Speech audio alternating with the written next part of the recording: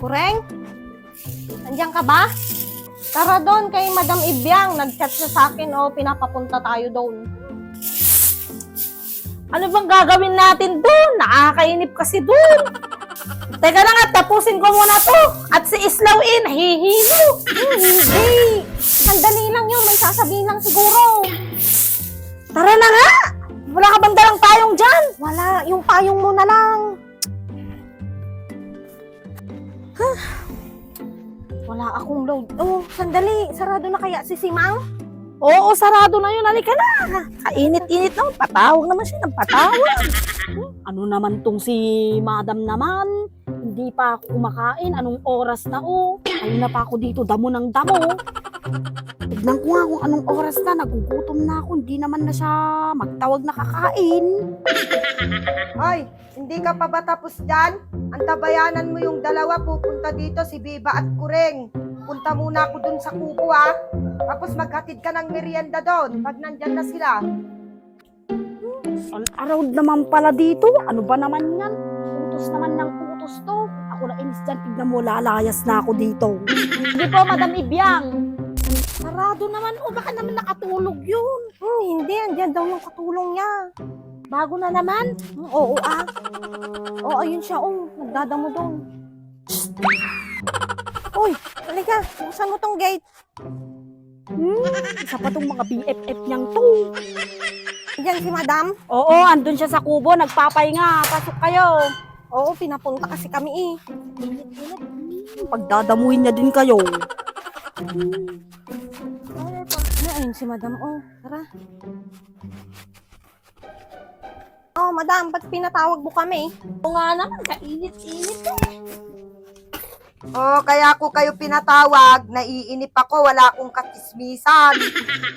Yun lang naman pala. Akala ko pa naman kung ano na.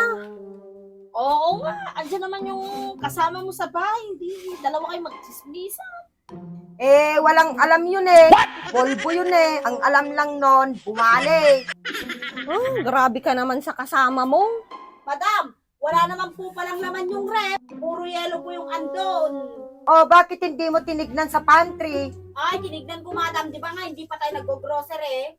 Bumili ka doon sa tindahan para may memeryandahin kami dito. Sige po madam. Hintayin nyo saglit ha. Hoy, ano palang nangyari doon sa mga naaksidente? Nagsarili yata yun. Sige Madam, uwi na kami. Oo nga, tuwi na kami at si Islaw nahihilo. Yung mga pinagchismisan natin, wag nyong ikakalat.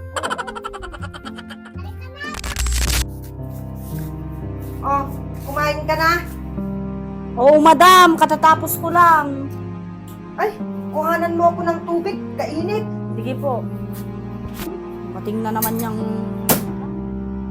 utos na naman ng utos to. Wala na namang tigil. Nasabi ka yata, Daniela. Wala po. Ako po sana yung may sasabihin sa inyo, Madam. Ano na naman yon? Babali po sana ako, Madam, kasi hulog po namin ngayon. Ano? Babali ka na naman? Di ba kalaki-laki pa yung binali mo, hindi ka pa nakakabawas? Hindi naman pwede ang ganyan. Dapat, bago ka naman bumali, tapusin mo muna yung unang bali mo. Sige na, Madam. Kailangan ko lang po kasi. Ay, wala.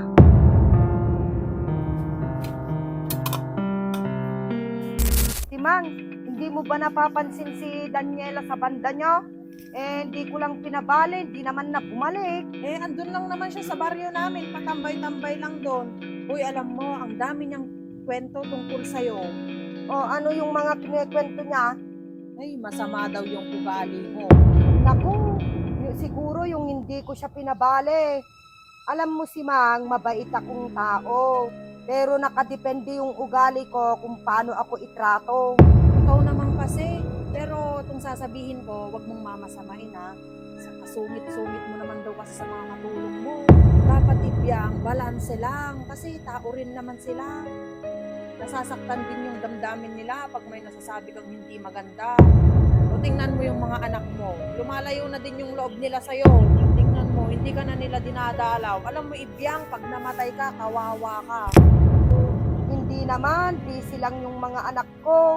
Hanapan mo nga ulit ako doon ng kasama para may kasama ako dyan ulit. hahanapan na naman kita. O sige, ganito, pag hinanapan na naman kita, huwag ka na magsusungit ha. Kasi matanda ka na, kaya dapat maging mabuti ka sa kapwa mo. Minus 50 ka sa langit kung hindi ka pa gumawa ng kabutihan. O sige na, ang dami mong sinabi. Hintayin ko na lang yung mahanap mong kasama dito sa bahay. O sige. Hoy, Daniela, bakit hindi ka naman na bumalik doon? Ay, ayoko na doon. Tsaka natapos ko na yung bali ko. Overall naman pala doon. Utos ng utos. Kasi hindi naman niya nga ako pabalihin.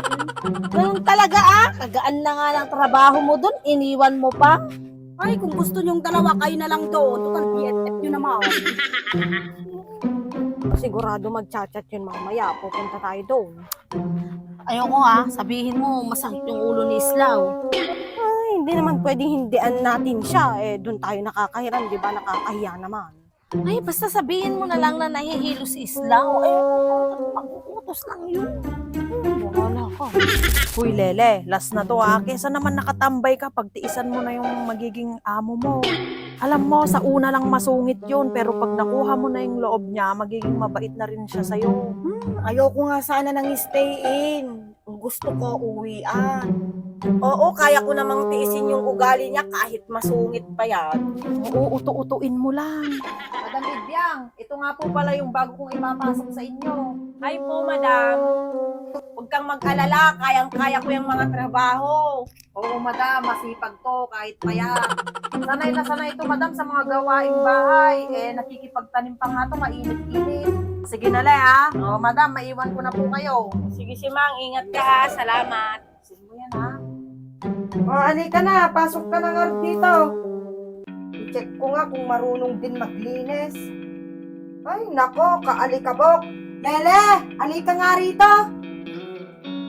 Madam, bakit po? Nagpunas ka nga dito pero alikabok pa rin.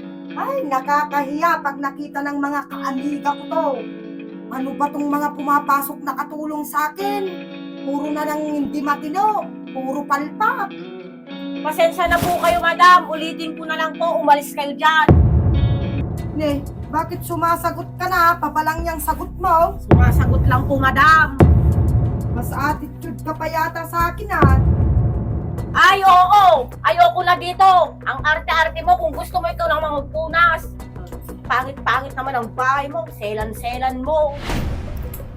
Alam mo, madam, walang makakatagal dyan sa ugali mo kung ganyan yung mga trato mo sa mga katulong mo. Alas mo, garo, nakadakdak ko pa'y taagong na. Ne, oy, dito yung exit, hindi dyan. Baka kalkalin ko yung bag mo yan. May dala-dala kang maling. Lumayas kayo kung gusto nyo kahit wala na akong kasambahay. Ay, Oh, ano na namang nangyari, madam? Iniwan ka na naman ng mga kasama mo sa bahay. oo, ewan ko ba naman bakit walang nagtatagal.